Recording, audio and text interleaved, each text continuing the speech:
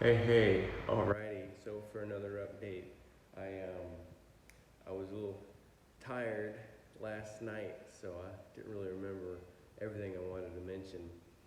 Don't know why I'd be tired after a day like that, but yeah. So still very excited. There is a lot going on. There was a couple of Bible studies we did as a team. One was on Sabbath or on resting, and just to kind of note, like the American culture, like we have no respect for rest. Like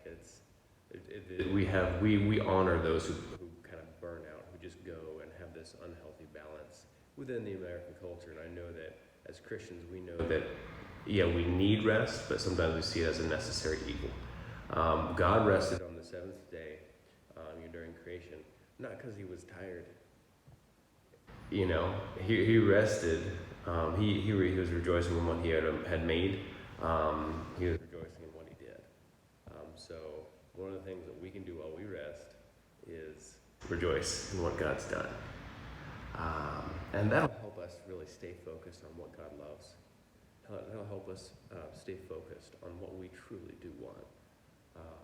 So, yeah, that was just really fantastic. The idea of margin, where if I have to stop and fill up on gas, and that makes everything else in my day late, means I'm not giving myself any margin at all, and that's just kind of unhealthy. So that was a great study.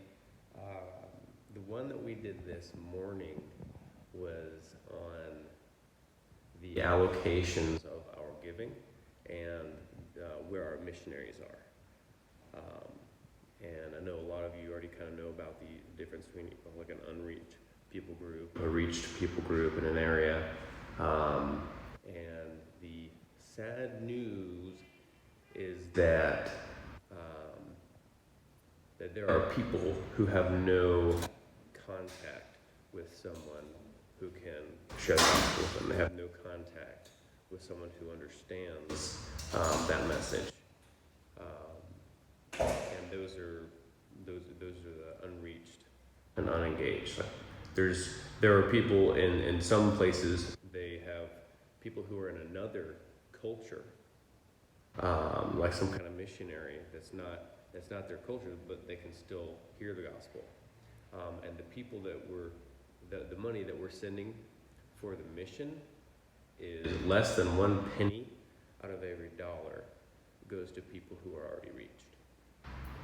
And so I can't give you all the details, but I'm gonna include a link to a video that very succinctly, very clearly shows where our missionary workers are and where our money is going.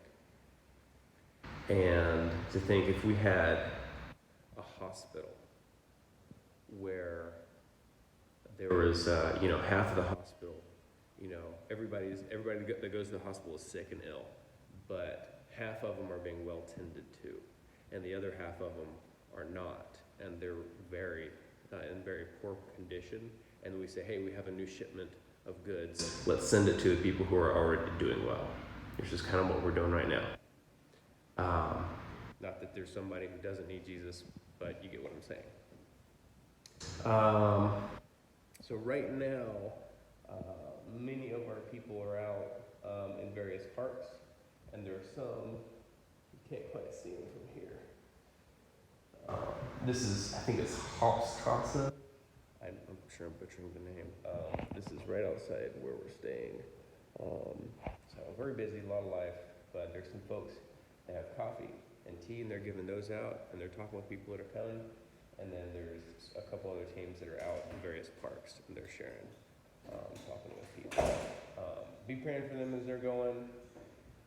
The other thing to be praying for is that there's more COVID here and there among the team that are staying. You might hear it in my voice. I got sick, and Jordan also got sick, Jordan Bastion. But we don't have COVID. We took a test. Those are negative, but we picked something up, and it's a little rough.